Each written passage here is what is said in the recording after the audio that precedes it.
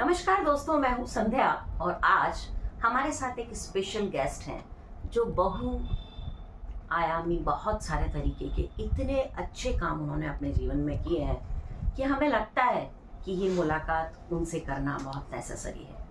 और आज की पीढ़ी जो है वो सरकार आती है चाहे सरकार जाती है, लेकिन उसे पिसना ही पड़ता है। और स्पेशली जब हम प्राइवेट जॉब की बात करते हैं तो उसमें कोविड के बाद 4 आदमी का काम एक आदमी पर आ गया और वो जवान जिसकी हमने अपेक्षा करते हैं जिससे वो थकान भरी ज़िंदगी जीता है।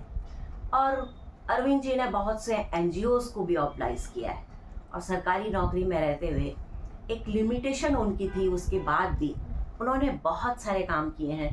तो हम अरविंद जी का स्वागत करते हैं और हम चाहते हैं कि वे हमें बताएं कि एक ज़िंदगी जिसे जीने की कला कहते हैं वो कैसी होती है। नमस्ते संध्या जी। मैंने करीब बहुत लंबे समय तक राजकीय सेवा में रहते हुए शिक्षा विभाग में शैक्षिक और प्रशासनिक पदों पर कार्य किया है। बहुत लंबा अनुभव है और उस समय कुछ सीमाएं थी, उन सीमाओं में रहकर ही अपन जो भी कार्य कर सकते थे वो मैंने करने का प्रयास किया है। जैसा कि आपने कहा, सरकारें आती हैं और जाती है, लेकिन चूँकि एक ऑफिसर का एक दायित्व होता है, कहता है ना, रॉयल टू देयर सीट, मतलब अपने पद के प्रति वफादार रहना पड़ता है। तो जो कार्य जो हमें सौंपा गया था सरकार द्वारा, उस कार्य को पूरी निष्ठा के साथ पूर्ण करने का प्रयास किया है। कई तरह की प्रॉब्लम्स भी आती हैं, उन्हें भी सॉर्ट आउट किया, लेकिन सेवानिवृत्ति के पश्चात जो एक जीवन शैली होती है उसमें बदलाव निश्चित रूप से आया। कहते हैं ना, डॉक्टर्स हैं, वकील है, शिक्षक हैं, कभी सेवानिवृत्त नहीं होते हैं। जिस प्रकार से सीखना, learning is a process from birth to death, उसी प्रकार से हर क्षण इंसान कुछ न कुछ सीखता है। सीखने के लिए कोई आयु निश्चित नहीं है, इसी प्रकार से कार्य करने के लिए भी कोई आयु नहीं है। ये मानना कि सेवानिवृत्ति के पश्चात हम लोग बिल्कुल, कहते हैं ना, कई लोग बोलते हैं साहब ये फ्यूज बल्ब की तरह हो गया है, तो उनकी ये धारणा बिल्कुल गलत है। निश्चित रूप से जीवन शैली में बदलाव आता है और जिस परिप्रेक्ष्य में रहकर अपन कार्य करने का प्रयास कर रहे थे उसकी एक सीमाएं थी, लेकिन सेवानिवृत्ति के बाद वो सारी सीमाएं समाप्त हो गई। मेरा व्यक्तिगत अनुभव है कि मैंने ये प्रयास किया है कि चाहे कोई भी एनजीओ हो, किसी न किसी माध्यम से अपने अनुभवों का लाभ आने वाली पीढ़ी को दिए जाए। समाज कार्य बहुत सारे हैं, समाज के क्षेत्र के अंदर पब्लिक की जो कार्य है उनको अपन करने का प्रयास कर सकते हैं। मैंने करीब 2 वर्ष तक विप्रो फाउंडेशन के अध्यक्ष के रूप में भी कार्य किया। वर्तमान में मैं जो रिटायर्ड ऑफिसर्स हैं हमारे शिक्षा सेवा अधिकारी कल्याण समिति का भी प्रदेश अध्यक्ष हूँ। इसके अलावा मैंने सेवा में रहते हुए एक एनजीओ बनाया था, मिशन पर्यावरण एवं सामाजिक विकास एवं संरक्षण संस्था, जिसके अंदर सोशल वर्क है, कंजर्वेशन है, एनवायरनमेंट है, अपने वृक्षारोपण है, कई प्रकार के सोशल वर्क हैं, उनको पूर्ण करने का प्रयास किया जा रहा है और अभी भी मैं कर रहा हूँ। अरविंद जी, ऐसा होता है कि जब बात चलती है एनजीओ की तो आप कहीं भी किसी के सामने एक बार एनजीओ का नाम छेड़ते ही वो लोग थोड़ा मुस्कुरा देते हैं और कहते हैं कि अरे एनजीओ वालों के पास पैसे की क्या कमी। और मिसयूज़ भी होता है। बहुत सारी एनजीओज़ सटीक काम नहीं करती है, लेकिन बहुत सारी एनजीओज़ एकदम ईमानदारी से भी काम करती है। तो इसको हम जज कैसे करेंगे? ऐसा है, एनजीओ कोई अपने आप में बहुत बड़ा शब्द नहीं है जी। और एनजीओ का सिर्फ अर्थ इतना सा है कि किसी न किसी माध्यम से हम अपना कार्य पूरा कर सकें। तो कोई न कोई माध्यम अपन को चाहिए। जिस प्रकार से ईश्वर द्वारा अपन लोग निमित्त हैं, जो भी कार्य होता है ईश्वर द्वारा निश्चित किया जाता है। हम सोचते हैं जो कार्य नहीं होता है, जो ईश्वर सोचता है जो कार्य होता है। इसी प्रकार से एनजीओ के माध्यम से हम जो भी कार्य करना चाह रहे हैं सामाजिक परिप्रेक्ष्य में, उसको पूर्ण करने का प्रयास करते हैं। अब अलग अलग लोगों के विचार हैं, अलग अलग भावनाएं, उन्हें अपन बदल नहीं सकते, लेकिन अगर पूर्ण निष्ठा के साथ और पूर्ण ईमानदारी के साथ अगर अपन सामाजिक परिप्रेक्ष्य में कुछ करना चाहते हैं तो कोई न कोई माध्यम अवश्य चाहिए। तो एनजीओ के माध्यम से ही कार्य पूर्ण किए जा सकते हैं। लेकिन अभी भी आपने मुझे ये नहीं बताया कि हम जस्टिफाई कैसे करें। जस्टिफाई का मतलब ये है कि एनजीओ किस क्षेत्र में कार्य कर रहा है। कई एनजीओ होते हैं पर्यावरण के क्षेत्र हैं, कोई सामाजिक परिप्रेक्ष्य में काम करते हैं, तो कई प्रकार के कार्य हैं। तो एनजीओ, मैंने कहा ना, एनजीओ शब्द अपने आप में बहुत बड़ा व्यापक शब्द है, उसको अपन परिभाषित नहीं कर सकते। और ये कहना कि एनजीओ ये करता है वो करता है, ये अपनी सोच है, व्यक्तिगत सोच है। इस सोच में अपना बदलाव नहीं ला सकते। अपना फर्ज है, अपन जिस माध्यम से कार्य कर रहे हैं अपने लिए वो स्वरूप है। मैं ये मानूं कि आप कहते हैं कि ये भावनाओं का खेल है कि कौन किस तरीके से इस काम को लेता है और कौन किस तरीके से इसको लेता है। कई बार ऐसा होता है कि हम कहीं जाते हैं और उन्हें हम बोलते हैं कि हम इस एनजीओ से हैं, तो वो आपको पहले कुदेरेंगे कि आपने एनजीओ में क्या किया है, कैसे किया है, और उसके बाद फिर वो ये ईयर्स पूछेंगे कि आपने कितने सालों तक इस एनजीओ में काम किया है। सालों पे और आपकी बैक हिस्ट्री पे वो जस्टिफाई करते हैं कि आपने सच में इसमें कुछ किया है या नहीं। क्योंकि एक ब्लड कैंप लगा देना, एक मेडिकल कैंप लगा देना, एक 4 जनों को डिब्बे बांट आना, हॉस्पिटल में जाकर केले बांट आना, तो ये एक छोटी छोटी चीज़ों के माध्यम से लोग फ़ोटो खिंचाकर अपनी आगे रिबेट लेते हैं। अब मैं आपसे ये पूछना चाहूँगी कि ये एनजीओ के माध्यम से ही होता है कि वृद्धाश्रम खुल गए हैं बहुत, और बच्चों के लिए क्रैच भी खुल गई है, तो उचित लगता है आपको ये? देखो, ऐसा है, मानव प्रवृत्ति है, थॉट्स सकारात्मक भी आते हैं, नकारात्मक भी आते हैं। अपन कोई भी कार्य करेंगे उसके 2 पहलू होते हैं। सोच के साथ वह पहलू अपना कार्य करता है। कुछ लोग होते हैं एनजीओ को लेकर बात करने की कोशिश करते हैं, कुछ उसके जो क्षेत्र के बारे में बात करेंगे, लेकिन हमें ये सोचकर कार्य करना है कि हमारे लिए माध्यम है सिर्फ ये, और इस माध्यम से हमें कार्य करना है। अब वृद्धाश्रम का चाहे कार्य हो, चाहे सामाजिक रूढ़ियों का कार्य हो, या शिक्षा के क्षेत्र में हो, बालिका शिक्षा हो, कई सारे कार्य हैं, सामाजिक क्षेत्र में बहुत सारे कार्य हैं। तो कोई ना कोई कार्य करने के लिए माध्यम की आवश्यकता होती है, जहाँ तक मेरी सोच है। तो सामने वाला क्या कहते हैं ना, struggle for existence of life, जीवन संघर्ष है। कोई भी कार्य करेंगे तो निश्चित रूप से हडल्स आएंगी, तो ये तो हडल्स हैं, इसलिए इन हडल्स को देखते हुए हम अपने कार्य को नहीं रोक सकते। बहुत अच्छी बात कही आपने कि इन हडल्स को देखते हुए हम अपनी किसी भी विधा को रोक नहीं सकते, और काम, उसमें क्या शर्त, काम तो करना चाहिए। जीवन के अंत तक भी इंसान काम करता रहता है, चाहे उसकी हेल्थ ठीक हो या ना हो, लेकिन अगर आप में जज्बा है तो आप काम आगे करेंगे।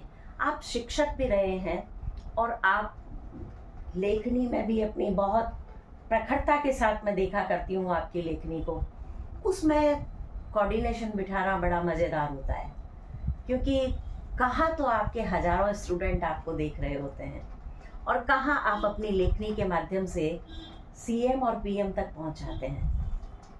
ऐसा है संध्या जी, अगर मेरा बैकग्राउंड देखा जाए, मैं एक विज्ञान का शिक्षक रहा हूँ। मैंने एमएससी की, पीएचडी की, और दूर दूर तक मेरा कोई वास्ता नहीं था लेखनी से, क्योंकि मेरी हिंदी इतनी अच्छी नहीं थी। शुरू से थ्रू इंग्लिश मीडियम में पढ़े हुए हैं, चाहे एमएससी हो या बीएससी हो, सारा अंग्रेजी माध्यम में किया हुआ है। लेकिन कोरोना काल के अंदर जब कोई कार्य नहीं था, तो मैं एकांत में बैठकर, और जो भी मुझे दिखता था या जो मेरे अनुभव थे गली के अंदर, चाहे वो पशु पक्षी हैं, उनकी गतिविधियां हैं, और भी कई चीज़ें हैं, वो मेरे मस्तिष्क में अपने आप आती थी, और मैं बैठा बैठा लिखता रहता था उनको, अनुभवों को अपने। धीरे धीरे मेरी आदत पड़ गई, और यहाँ तक कि घर वाले कहने लगे क्या लिखता है दिन भर, और ये इट्स क्रिएटेड प्रॉब्लम फिर हिमसेल्फ। तो मुझे मेरे भाई साहब ने भी मना किया कि इतना सोचना नहीं चाहिए, न इतना लिखना चाहिए, लेकिन मैंने इस चीज़ को नहीं रोका। और कोरोना काल के बाद मुझे सेवानिवृत्ति के पश्चात के सिंधी साहब हैं, ये करीब 35-36 साल से मरुचक्र नामक मासिक पत्रिका निकालते हैं। मेरे अच्छे दोस्त थे, मेरे इनसे संपर्क हुआ और मुझे यहाँ संपादक के रूप में नियुक्त किया गया।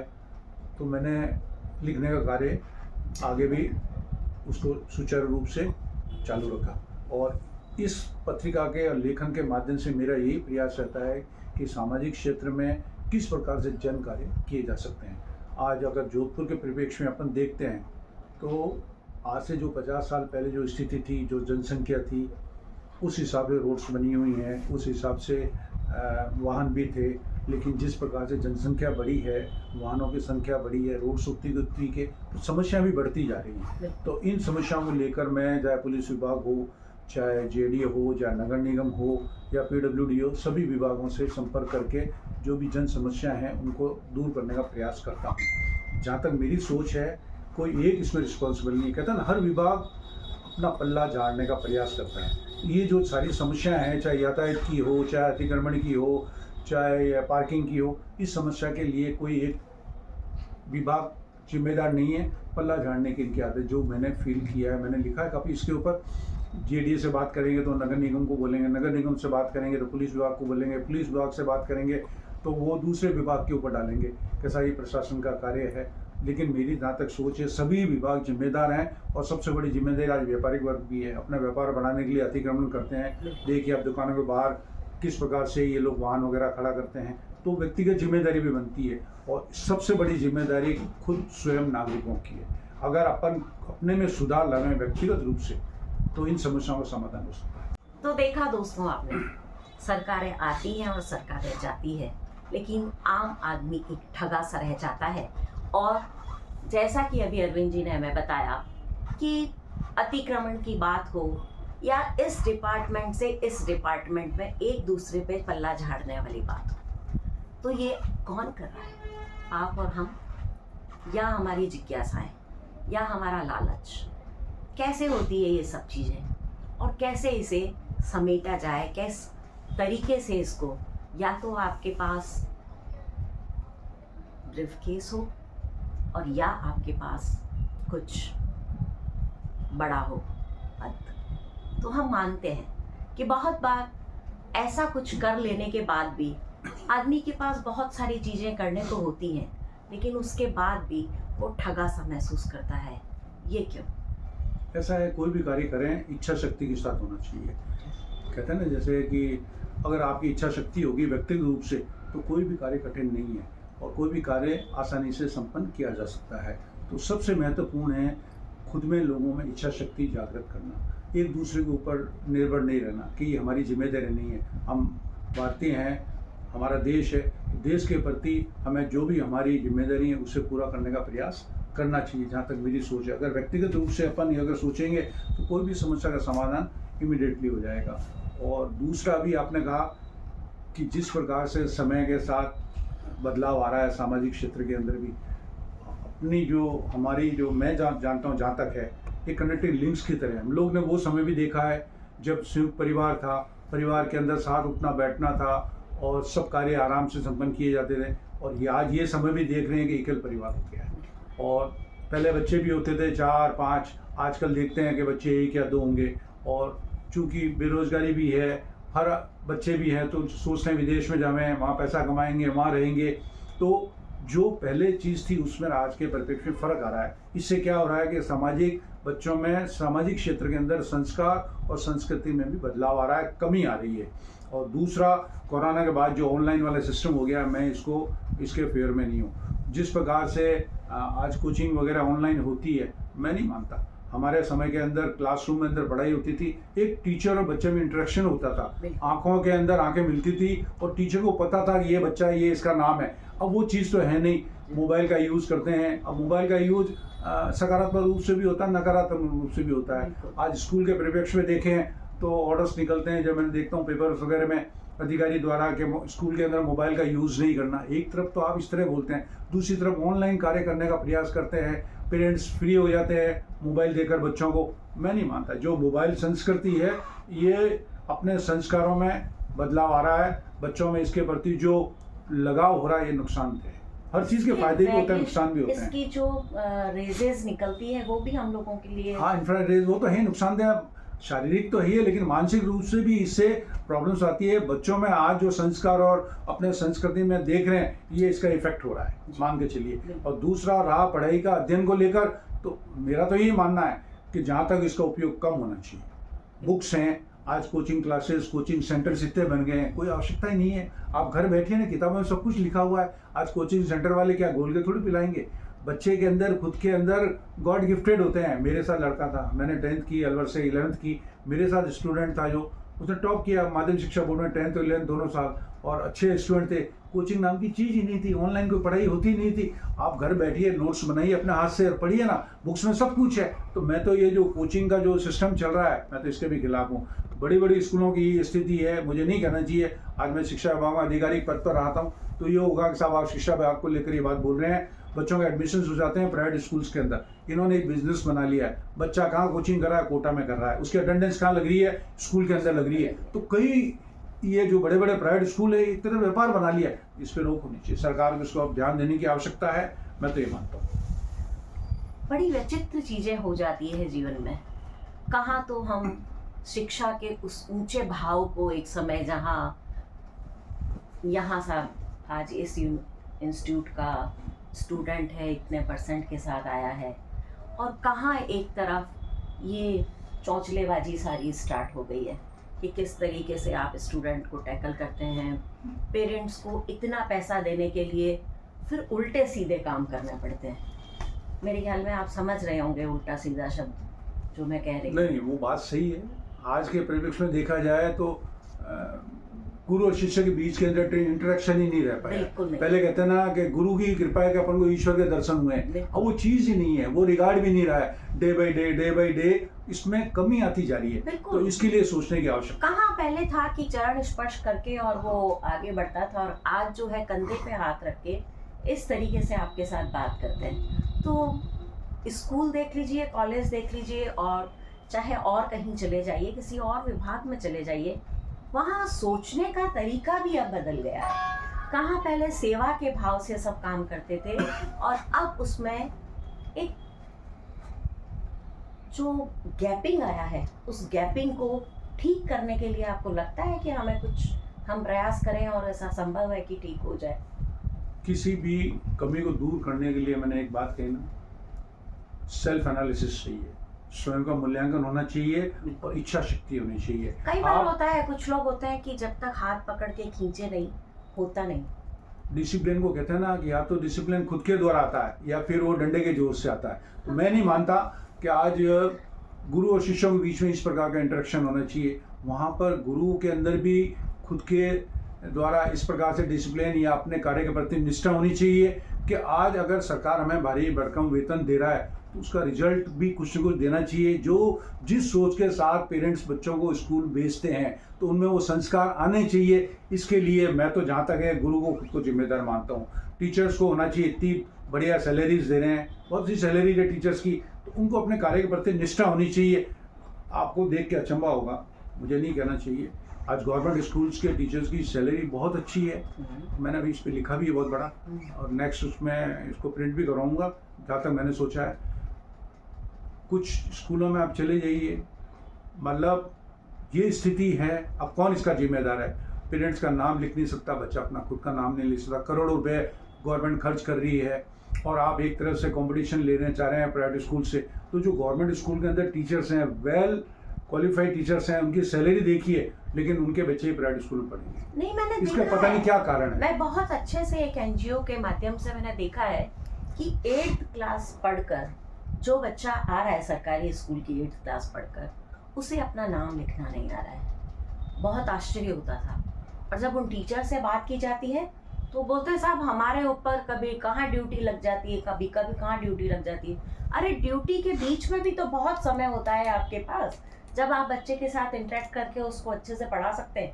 लेकिन नहीं, वो भी पल्ला झाड़ने में रहते हैं। ऐसा है संजय जी, कार्य करने के बहुत तरीके हैं और नहीं करने के बहुत सारे बहाने हैं। बिल्कुल। तो इसके लिए ना तो कोई सरकार जिम्मेदार है, जिम्मेदारी व्यक्तिगत रूप से इंसान खुद ही है, वो ही उसको कर सकता है। कहते हैं ना, किसी भी कार्य को करने के लिए हमें प्रायोरिटी फिक्स करनी पड़ती है। आज मैं जयपुर आया, आपसे नहीं मिला, आप बाद में मिले, मेरे से बोला आपने कि आप जयपुर बता रहे, हमसे मिले ही नहीं, तो मेरा क्या जवाब होता है कि साहब टाइम नहीं मिला। टाइम नहीं, आप मेरी प्रायोरिटी में नहीं थे। मैंने ज़िंदगी के अंदर पूरी सेवा के अंदर हर चीज़ की प्रायोरिटी फिक्स कर रखी थी। मेरे जैसे दिन में 10 काम हैं तो 10 काम में मैं प्रायोरिटी फिक्स कर लेता। सुबह जब ऑफिस निकलता था कि नंबर 1 पे ये, नंबर 2 पे, नंबर ये नहीं है कि मेरे को 1 नंबर कार्य करना उसके बाद कुछ नहीं करना। नहीं, मेरी प्रायोरिटी है। तो आप मेरी प्रायोरिटी में थे ही नहीं। मैं जब जयपुर आया तो मैं मिला ही नहीं। ये नहीं कि समय नहीं था, समय उतना ही होगा। आज समय निश्चित है, जो 365 दिन होंगे एक साल में वो होते रहेंगे। 1 घंटे में 60 मिनट रहेंगे और 1 मिनट में 60 सेकंड। 60 आप न तो बढ़ा सकते हो न घटा सकते हो। उसी समय के अंदर अपन को कार्य करने, उसके लिए अपन को अपनी प्रायोरिटी रखनी पड़ती है, प्राथमिकता रखनी पड़ती है, कार्य की उसकी इम्पोर्टेंस को देखते हुए। देखा आपने, अभी कह रहे थे थोड़ी देर पहले कि मैं इंग्लिश मीडियम में पढ़ा हूँ, मुझे हिंदी नहीं आती, लेकिन कोविड ने इन्हें बहुत अच्छी हिंदी सिखा दी है। और अरविंद जी आज 1 या 2 शब्द इंग्लिश में बोले होंगे, बाकी पूरा हिंदी में। ये क्या है? एक जज्बा, एक सीखने का विस्तृत रूप और कार्य करने का विस्तृत रूप। कहते हैं ना संध्या जी, जैसे सेवानिवृत्ति एक सतत प्रक्रिया है, निश्चित आयु के पश्चात सेवानिवृत्ति सरकार कर देती है, इसी प्रकार से सीखना, लर्निंग ये प्रोसेस मैंने पहले कहा था, फ्रॉम बर्थ टू डेथ। आदमी हर क्षण कुछ न कुछ सीखता है। हर आदमी सभी प्रकार की बातों से सर्वगुण संपन्न नहीं होता है। हर एक में कमी है, मेरे में भी है, आप में भी है, आप में भी है, सब में कोई ना कोई कमी रहती है, लेकिन हमें सीखने का प्रयास करना चाहिए। दोस्तों, मेरे साथ एक बहुत अच्छी चीज़ रही। मैं बचपन से, सच मायने में ईमानदारी से बोल रही हूँ, अरविंद जी से मिलना चाहती थी और इनकी जो भी गतिविधि थी वो मैं देखा करती थी और मेरी बहुत इच्छा थी कि मैं उनके साथ बैठूं, उनके साथ बात करूं, उनसे कुछ सीखूं। लेकिन समय ने मुझे आज इनसे मिलवाया है और समय कब क्या खेल करता है ये ना आप अवगत होते हैं ना मैं। तो जीवन के सभी मूल्यों और जीवन के सभी सतत प्रयासों के साथ अगर हमें भी कोई चीज़ मिल जाती है तो हमें थैंक्स देना चाहिए, हमें सैल्यूट देना चाहिए और उनका अभिवादन करना चाहिए। तो आज हम अरविंद जी का बहुत बहुत अभिवादन करते हैं और उनसे और भी कुछ चीज़ें सीखने के लिए अगली कड़ी में फिर कभी मिलते हैं। तब तक के लिए धन्यवाद। धन्यवाद संध्या जी।